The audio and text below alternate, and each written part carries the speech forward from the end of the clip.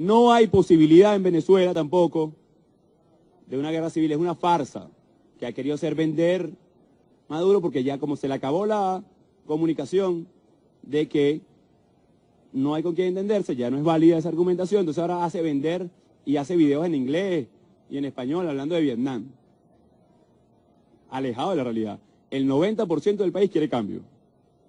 A mí me gustaría saber quién se va a inmolar por alguien que no tiene ningún tipo de apoyo político, ni de respaldo social, y mucho menos reconocimiento del mundo. No existe. Esa es la verdad.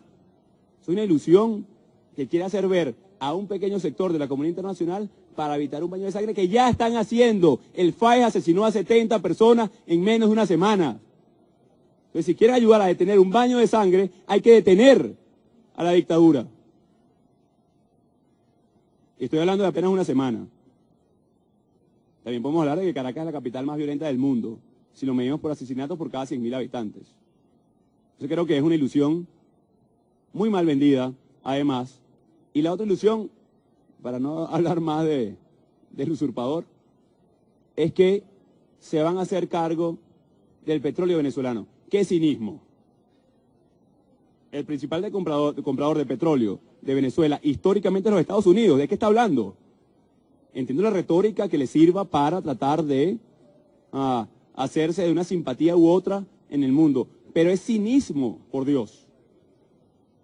Durante 20 años fue su principal cliente en materia petrolera. Y no les vendió más porque no pudo producir más. Porque de 3,5 millones de barriles pasaron a 1 millón por ineficiencia y corrupción. Entonces, es importante que que cortemos y que se traduzca muy claramente a toda la prensa internacional. Y con respecto, lo he respondido en todos los espacios, con la supuesta, no sé cómo lo llaman, el tema militar, etcétera, extranjero. Miren, cada país es soberano y nosotros soberanamente, como venezolanos, como defendimos el Esequibo, como defendemos el sur de Venezuela, como queremos que seamos los venezolanos en elecciones libres, que determinemos el futuro de nuestro país, que no queremos ningún tipo de costo social, que queremos estabilizar la economía, que queremos estabilizar un gobierno de transición, que queremos darle gobernabilidad a la solución de este país, soberanamente decidiremos toda la presión necesaria para lograr, con esas variables establecidas, soberanamente lo que tengamos que hacer para lograr el cese de la usurpación y que no se pierdan más vidas venezolanas día a día en este país. No hay, mira, de nuevo, no hay opción de una persona u otra. O sea, esto quiero que quede clara. Entiendo la pregunta y entiendo que queramos hacer ver, pero decir que respaldamos la opción de una persona es desconocer dos cosas. La lucha noble del pueblo de Venezuela, que durante años se ha mantenido en las calles, que ha construido mayoría, que ha visibilizado la crisis, que ha presentado propuestas.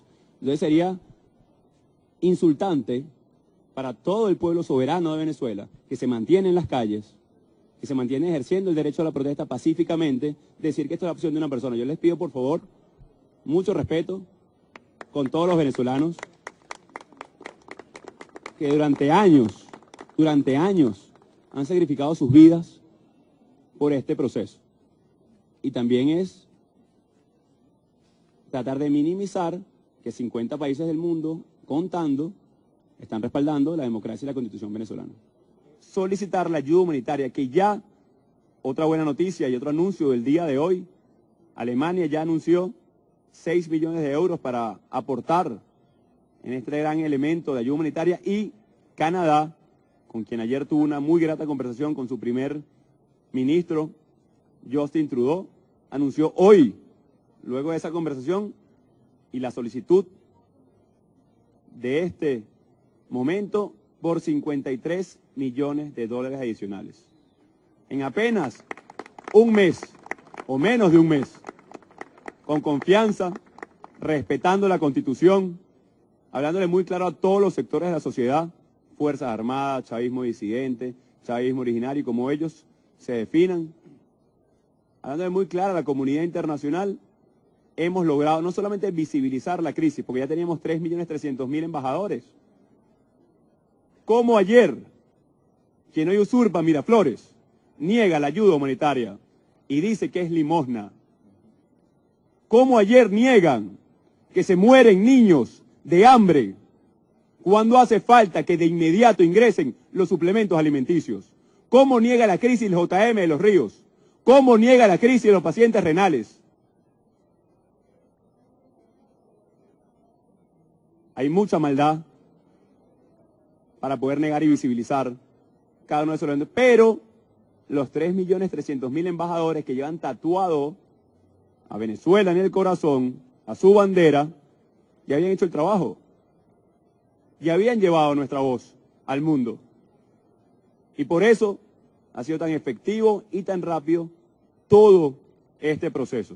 Así que de nuevo, en nombre de Venezuela, en nombre de este Parlamento, en nombre de todos los que queremos vivir mejor, el agradecimiento profundo hoy a ese pronunciamiento en bloque de la Unión Europea, Agradecer también y rescatar lo que significó el 2 de febrero para todo el país. Mientras veíamos una pequeña avenida de la capital, veíamos más de 60 puntos en todo el territorio nacional llenos de gente, de energía, de fuerza.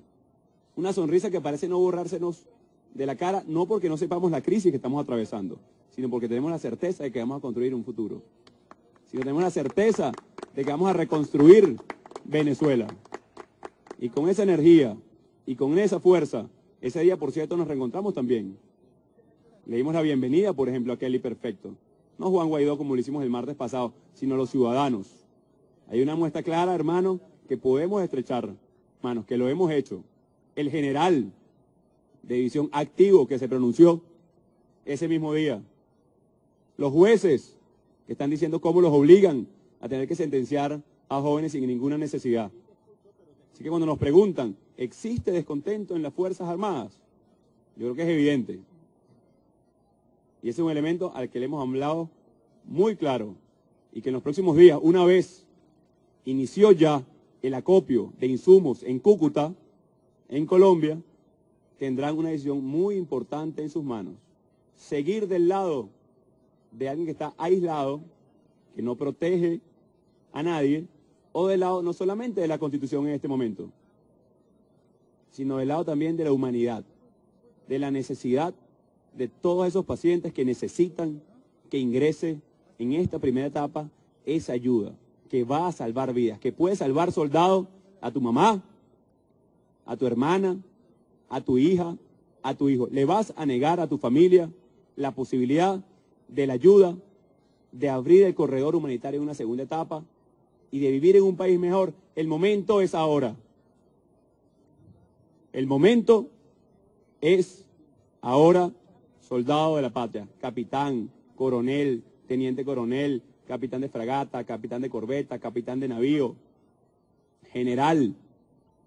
El momento es ahora. Y si tienen dudas, vean la entrevista de ayer.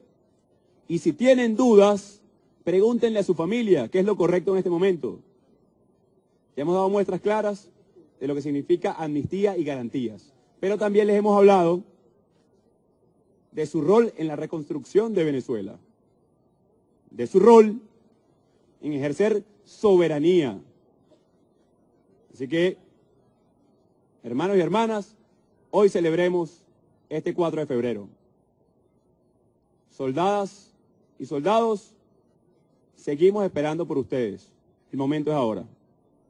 Bueno, una pregunta muy específica sobre Italia, que aún no se ha pronunciado formalmente en el reconocimiento a la Constitución venezolana y a la democracia que estamos construyendo. Esperamos también por Italia. Me he comunicado con algunos miembros del Ejecutivo, tienen disposición absoluta de respaldar. Entiendo que hay un tema de gobierno que no se los ha permitido. Entiendo que hay, Venezuela creo que es la segunda o tercera colonia más importante de italianos en ultramar.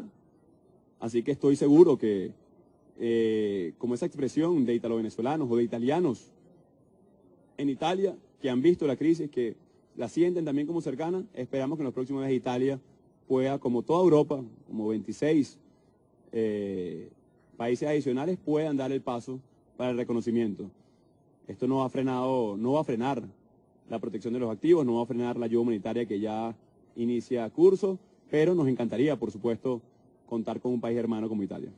Sí, varios elementos. Nos pregunta primero sobre la designación de nuevos embajadores ante las repúblicas que ya nos han reconocido. El día de mañana habrá una segunda ronda de designaciones. Estamos trabajando muy duro porque varios elementos. Uno, la burocracia continúa secuestrada. Seguimos viviendo hoy en dictadura, cada vez más débil, cada vez más aislada, cada vez más deteriorada, no solamente diplomáticamente, por cierto, sino con el rechazo absoluto de una población que quiere cambiar. Eso es importante destacarlo. Así que el día de mañana, con esas limitaciones que hay, avanzaremos con el proceso de designación de representantes ante los distintos países que ya hoy reconocen la lucha venezolana. Como segundo elemento de la asistencia humanitaria, hay una comisión que ayer emitió un comunicado de prensa que dirige el diputado Miguel Pizarro, que ahí ha tenido reuniones brillantes con las ONG, con las fundaciones, cómo distribuir, focalizando las poblaciones más vulnerables. En esta primera etapa, la atención va a ser a esa población más vulnerable que está en riesgo de muerte. ¿Ok? Y así y no es que suene dramático, no, hay entre 250.000 y 300.000 venezolanos en riesgo de morir por no tener comida, por no tener una bolsa de diálisis peritoneal, por no tener antibióticos o por no tener un tratamiento para cáncer inmediato, ¿ok? Entonces, esta primera etapa da para atender a 5 hospitales tipo 4 en 5 afecciones directas por un mes, ¿ok? Eso va a dar una explicación más específica. Luego la comisión técnico, política, y que está enlazando con los países del mundo que están colaborando con esto. Esto va a ser mucho más ágil cuando logremos aperturar el corredor humanitario, que también, de nuevo, depende de quién, de que cese la usurpación, pero también de las Fuerzas Armadas. Y aquí no hemos hablado con medias tintas. No es que estamos queriendo generar un dilema innecesario a las Fuerzas Armadas, no. Ahí está, existe y estamos hablando muy claro. Muy claro. Entonces, va a ser más ágil, va a haber mucho más respaldo una vez sigamos sumando adhesiones, como lo dijimos desde el 5 de enero. Vamos a construir las capacidades y las estamos construyendo. ¿Es un proceso? Sí, es un proceso. El vamos bien, queremos que pronto se convierta en estamos bien. No solamente que estamos en un proceso, pero eso va a depender del compás de todos los sectores de la sociedad. Así que en esta primera etapa, ya hay 3 centros de acopio, ya les anunciamos uno específicamente en Cúcuta, habrá uno en Brasil, uno en las Islas del Caribe, que en las próximas horas daremos especificidad del lugar, de la capacidad de acopio, y además también se han comunicado con nosotros muchas fundaciones privadas que quieren aportar, que quieren colaborar. Esto debemos ordenarlo muy bien, porque se trata de insumos que tienen un tratamiento, que la cadena de suministro es muy delicada, la cadena de frío en algunos casos, así que hay que tratarlo muy bien. También recibimos la información del círculo cercano del alto mando, que ya no están evaluando si dejarla entrar o no, sino que cómo nos la roban, ¿no? Entonces, eso lo esperamos, obviamente, ¿no? Pero es interesante que el dilema ya llegó hasta allá. O sea, si entra o no entra, ya pareciera que van a permitir eso, pero entonces van a secuestrarlo para distribuirlo a través de los clubs. Esa es la información que tenemos hoy y de una vez, como dicen, cantamos el juego. De una vez, ¿no? Yo apelo una vez más a la conciencia de los militares y ya vamos a dar los nombres en los próximos días específicos a los cuales están a cargo cada una de las unidades de los Andes. Esto es para salvar vidas. Ustedes tienen un contingente grande de ayuda almacenada en galpones ya, en Guarenas, hacia Charallave, que no han utilizado, que se está perdiendo, que está siendo vencido. Dejaron podrir comida en los puertos de hace unos años. Esto se trata de humanidad, sobre todo para los medios internacionales, de izquierda o derecha, no. Tiene que ver con ser humano, con atender una emergencia, una crisis. Así que, de una vez, anunciamos esto y la determinación de que ingrese y de que sea distribuido eficientemente y donde más es necesitado. Tiene que ver con más preguntas específicas sobre el tema del ingreso de la ayuda humanitaria. Creo que ya he explicado lo que vamos a explicar hasta hoy con ese elemento. Posibilidades hay muchas. Que la confisquen, que la quieran robar. De nuevo, ¿qué depende de que llegue? De varios factores. De que ingrese, va a tener un componente importante de las Fuerzas Armadas, pero también, y lo hemos anunciado, vamos a pedirle al pueblo de Venezuela una gran movilización para resguardar esta ayuda humanitaria. Y yo se los decía el 2 de enero, la próxima movilización que vamos a convocar va a tener que ver con algo elevado en voluntad ciudadana, que es que vamos a ir a ayudar a los más necesitados, que vamos a ir a resguardar las medicinas de los que más lo necesitan. Así que tendrá que ver mucho con ese elemento, el elemento ciudadano, que es la fuerza y el poder que tenemos hoy los venezolanos. Evidentemente sabemos el secuestro y el miedo, en algunos casos a los cuales están sometidos los funcionarios de las Fuerzas Armadas, pero van a tener el respaldo también de la ciudadanía. Y la próxima convocatoria que hagamos va a tener que ver con ese resguardo. Con la Unión Europea también creo que es absolutamente evidente el respaldo mayoritario del 95-96% de los países que conforman la Unión Europea, así que bienvenido ese apoyo y sobre todo la claridad meridiana de los pronunciamientos del día de hoy, que habla incluso de las etapas que estamos viviendo en Venezuela. Habla de la elección libre, habla que hay que conformar un gobierno que dé pie a eso. Así que creo que es perfecto y meridiano el pronunciamiento generoso de la Unión Europea con el pueblo de Venezuela. Miren, varias cosas. La primera pregunta tiene que ver con las supuestas elecciones parlamentarias que Maduro anunció el 2 de febrero. Disculpen, es que si no fuera trágico fuera chistoso. El nivel de deslinde que tiene quien usurpa Miraflores con la realidad venezolana. Eso ni siquiera va a hacer referencia en este momento porque creo que está muy clara y marcada la agenda de la oposición venezolana que tiene que ver con cese de usurpación, gobierno de transición y elecciones libres.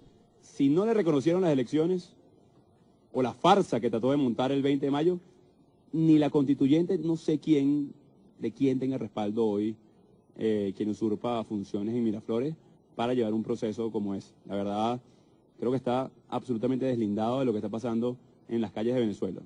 No solamente políticamente, sino, de nuevo, humanitariamente. Creo que negar la crisis, luego que todos los países del mundo la han constatado y la han verificado, la han validado, creo que lo pone en una situación incluso de duda ante sus cuadros internos. Ahí la recomendación política, bueno, que se la hagan sus asesores, pero creo que enajenarse de la realidad no lo hace ver bien ante su estabilidad, incluso psicológica. Luego, lo que va a suceder, lo convocado el 7 de enero en Montevideo, mira, bienvenido a que se reúnan los que se quieren reunir y aporten soluciones como ellos piensen participar. Nosotros no vamos a participar ahí. Creo que la agenda está muy claramente definida. No dudo de la buena fe de gobiernos como México, no dudo de la buena fe, por supuesto, de la Unión Europea, pero de nuevo, la agenda es clara. Contiene 3 pasos, incluso ya un plan país para adelantar acciones. Cese de usurpación, gobierno de transición y elecciones libres. ¿Qué quiere hacer el usurpador con esto? Tratar de desviar la atención. Hace un año, sobre todo esto es importante para los medios internacionales, hace 3, 4 meses, la versión internacional o la narrativa del régimen era que ellos no tenían con quién entenderse. Que ellos querían solventar la crisis en Venezuela, pero la oposición estaba dividida. Creo que las excusas se las acabaron. No tienen ningún argumento. Ninguno. No vamos a caer en un falso diálogo como en el 2017, que por cierto México formó parte de ese proceso. Y están las minutas del canciller Videgaray en México. No nos vamos a prestar para eso.